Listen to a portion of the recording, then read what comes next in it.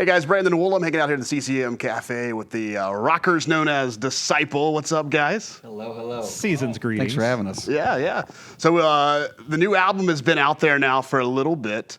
Now that people have got that on their phones in their playlist, hopefully, what do you think of the reception? People digging it? Is it what you thought they would think, or?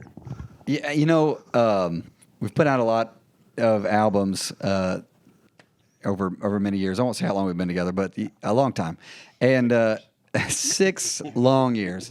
And you hope it's good. You put a lot of work into it, and you don't even really know. You think it is, but we've heard this comment enough times to where I'm like, there's a good chunk of people out there that think this is the best album we've ever done, and that's a good feeling because it's once you put out a bunch, that's hard to do. Somebody always has a favorite, and it doesn't matter how well you do beyond that, they're always going to say that's the best one. And so to put out a brand new one that people are saying, is the best one you've ever done is a good feeling, very proud of it. Yeah, the single right now doing real well. Spent 16 weeks on the chart. You got a Dove nomination for it. Our best performing radio single that we've ever had. So yeah, this late in the game. It's pretty awesome. Yeah, and we got an acoustic performance here today, so if you haven't heard it yet, go listen to that performance. Maybe just share kind of the story of that song and why it's so close to you guys and special. Well, the story of it is really long. I just give you the very short version. Is when we were writing it, we were having trouble with it. We didn't actually believe in it all that much. We put a lot of work into it, and had to go through several iterations before it was even kind of a complete idea. And so we kept reworking things, and they were working on it one day, and they were like, "Kevin, you used to have a message that you were giving from the stage to people struggling with suicide, and asking people to make a promise to live." And they're like, what if we made the chorus about that? And I was like, okay. And so we wrote it. We thought it was a good song, and then we got the Winter Jam opportunity, and the album is a really heavy album, and so we thought we wanted to play a new song on Winter Jam, but we thought that our new songs might be too heavy for that audience. And so really the only song palatable for that audience we thought was Promise to Live. Well, it was totally a God thing because, the song obviously being about suicide, and I didn't even really realize that it was as prevalent and people struggling with it as we didn't write it for that reason because we thought it was this thing. It was just it's like, oh, you used to preach this message, and we're just trying to write a good song. And it was like God was at work the whole entire time, And we started playing it at Winter Jam only because it was the only song, that was new that we felt could even work. And man, every night, right away, the song wasn't even out yet. And every night people were coming up to us and saying, I was thinking about killing myself tonight. I was thinking about, I tried last week, or I was going to try next week. I was planning on doing it. And that song hit me hard tonight. It changed my life. And I want to make a promise to live to you. And we would hear it every single night, multiple times a night. And it was like, it just goes to show, when you're in, people in the body of Christ, when you're just doing things, you're doing the best you can, God's always doing something better. With your life and using you to do even better things than what you're trying to do. Yeah. And so it was really cool. And you guys filmed the music video, which is out there now. It was filmed during your Winter Jam run. Yes. And you kind of answered some of what I was going to follow up there with. Playing Winter Jam is such a unique experience for a band like you. They throw the skillets in there every once in a while, but mostly it's a lot of worship artists. And you guys play with those kind of bands throughout the year, but it's usually at an outdoor festival where the person, if they're not digging the rock and roll, can go grab a water.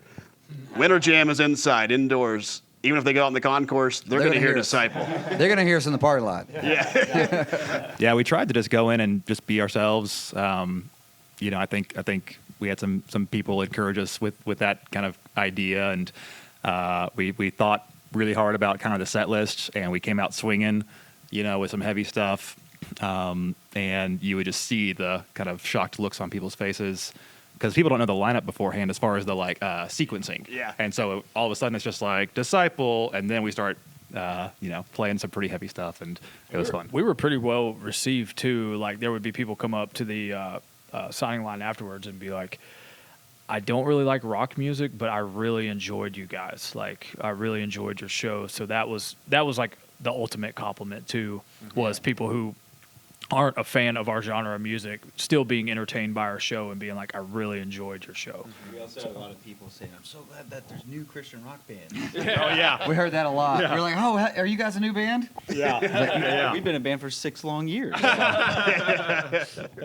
Nice. Well, a couple of years ago, you threw in the other side of Disciple too, Honor and Glory. We were talking about the songwriting there. How are those songwriting sessions, and how do you decide which song is going to go where? And are there times that you've been writing for Disciple, and you're like, wait, we might have wrote a worship song that might be the other side? Well, that's kind of what I was getting ready to say about the Winter Jam show as well. Is we did play an Honor and Glory song, and all of our shows when people come and watch us play, they are very worshipful, whether it's a rock show or an Honor and Glory show. And if people don't know what Honor and Glory is, it's our side worship band.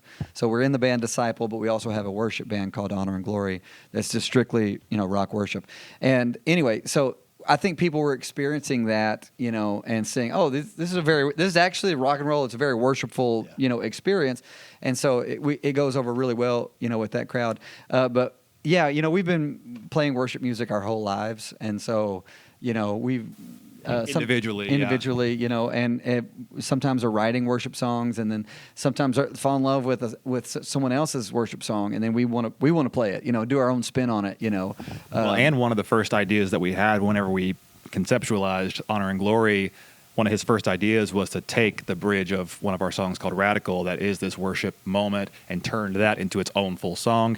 And that was the very first demo we wrote for Honor and Glory, and that kind of set the pace of, okay, like we're writing vertical worship songs Yes. that are still upbeat and still sound like us, Yeah. but just in a slightly different format. Yeah, and to your question, I mean, like these guys are, far more talented than I could ever even imagine. Like they're just extremely talented. So, yeah, it opens up the possibilities of like if someone's writing something, they don't have to feel like they have to write one way or another. We have a place for the song now. If somebody writes something, it's going to go somewhere. It's going to get used, somehow. So that's a very nice thing. So without giving the age of the band, we will say Oh, you can 13 albums. That is a lot of albums. 13 albums. And yeah. I mean, this lineup here has been together for a long time now. Yeah, we've been together you 4 10 years. guys. Yeah. Talk about the longevity of the band. Like, how have you guys pulled this off in an era when it's tough for 4 dudes to stay together for over 10 years? Yeah, it's we were just joking about it beforehand, like van or bus, and it's kind of It's about over, I'd say.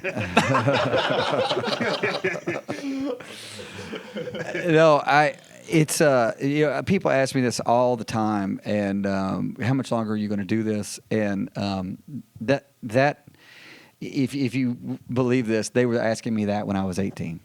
How much longer are you going to do this? 25. How much longer are you going to do this? 30. How much longer are you going to do this?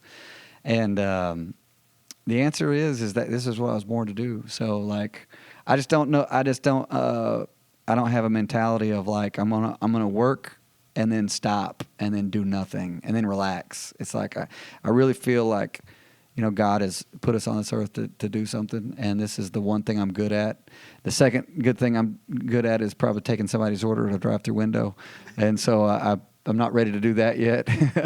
So I think I'm just going to stick with this thing. But we have a very evangelistic vision, and that has been a huge blessing to just kind of perform shows and see people come to Christ and accept Christ and have begin their faith journey with Him. That's when I was watching bands. I can just give you the idea of how old I am. When I was watching bands in the late '80s and early '90s, and those Christian artists, even the CCM artists, they were very evangelistic, and that made a huge impact on me. And I was like, that's what I want to do, and I feel like that's what God called me to do.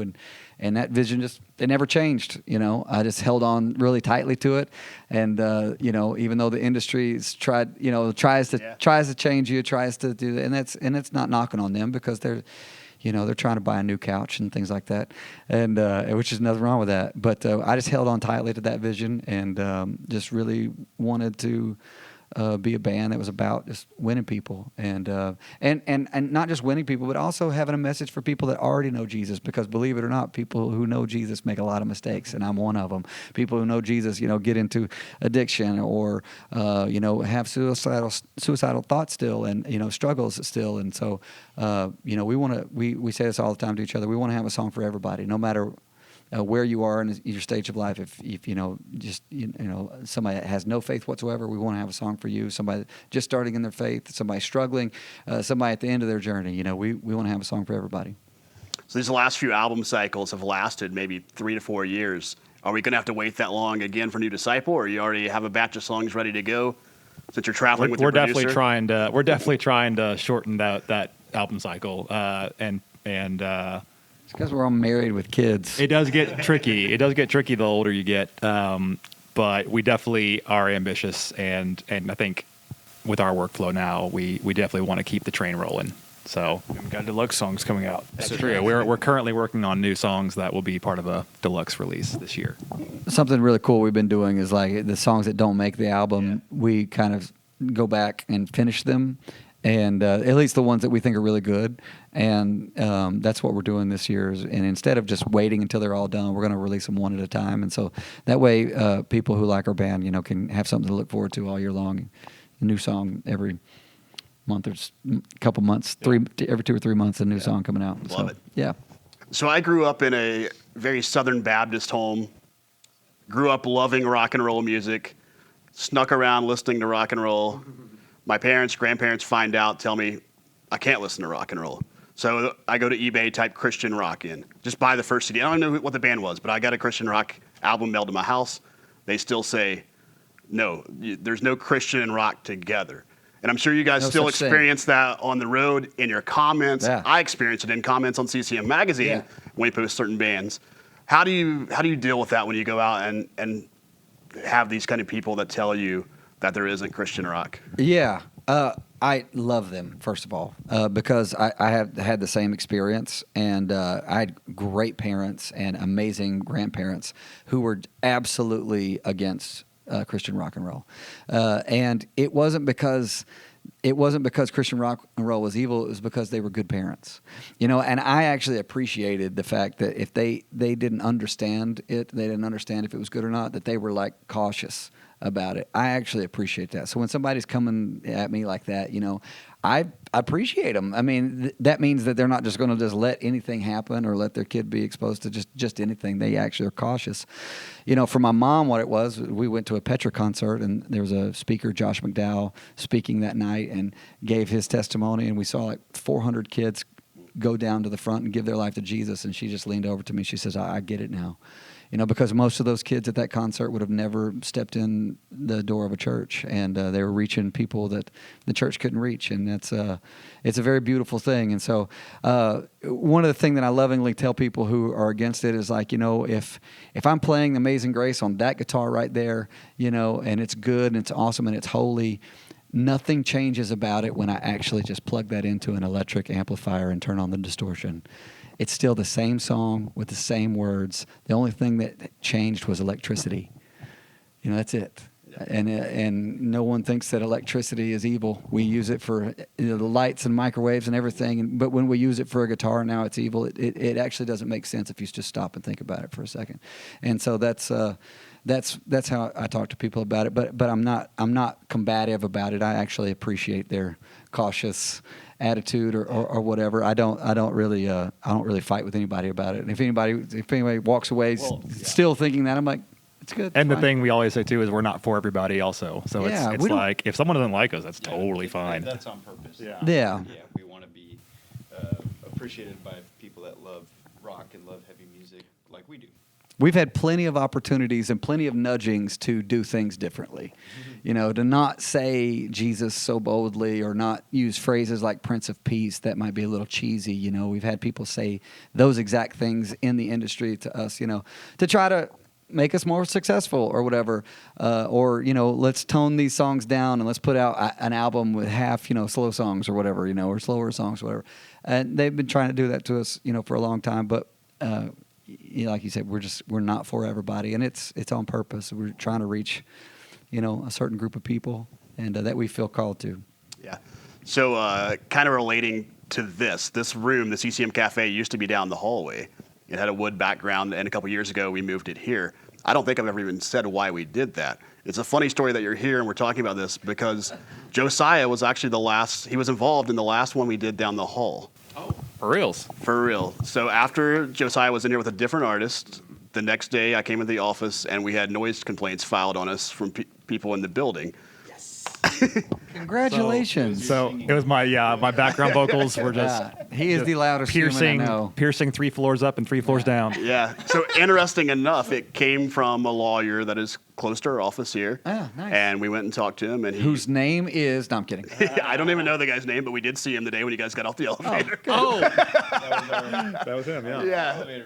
So we went and talked to him about it, and he's like, "What are you guys doing over there?" And we're like, "We're filming Christian music videos, like live performances." And he said, "That's not Christian music. What you're doing over there? It's loud. It's crazy." That's why he was saucy with me when he got up there. was. He goes, "I know what you're getting ready to go do," and Literally. I was like, "Okay, Yeah. Like, cool, me too. yeah, I know what you're getting ready to go do." Now I get why he was so mad. Yeah. So we had to switch our conference room, which used to be in this room, and now they have switched. And now his office can't hear the loud devil music that we put out in this room, and all is good. He's a great guy. He just doesn't like Yeah, no, I get it. this kind of music. Again, yeah, But funny that's enough, great. it was Josiah. He was the last one. The band that he was playing with was too loud for This the guy building. right here, I'm telling you what, I'll be in my bunk on the bus in a deep sleep at 3:00 in the morning, and I'll hear him laugh and wake up. All right, In the front lounge, like, doors I'll hear him. closed. Yeah. Doors closed. 20 feet away, It'll probably 30 happen feet away, tonight. whatever. Yeah, I'll hear him laugh. Over the bus engine or whatever, and wake me up out of a deep sleep. He's got a built-in amplifier. Speaking of the bus, you guys are going to be loading up here in just a few hours. You've had a few months off. On this first night, when you take a long ride all the way down there to Florida, are you looking forward to this great night's sleep, or you're like, how am I going to sleep on this bus after 3 months? Oh my gosh! It's the best sleep we get. I love sleeping on the bus. Yeah. Oh man. It's the best. Now there are some first nights where I'm like, that was terrible. So I'm hoping that's not Yeah. the case. But No, it's not going to be tonight, man. I have 3 kids, and so when I'm home, because I'm gone half the year, my wife, when I get home, she's like, "All right, it's your turn," get that kind of thing. So like, I'm getting the kids up at 6:15 every day to get ready for school, and so when 6:15 rolls around tomorrow, I won't even know. You'll turn the Xbox off and go to bed. It'll be the one time that a singer has the full stage set up before you guys get awake. Right. Yeah. Love it. Well, the tour literally starts in hours for Disciple this round. Get the dates over there, disciplerocks.com, and it sounds like at least a few new songs are coming in the next few months. Yeah, we were just working on one before we came out here at the True. studio. Yes, Yeah. sir. Moving along. And we'll be working on it on Sunday again. That's right. All right, be on the lookout for it.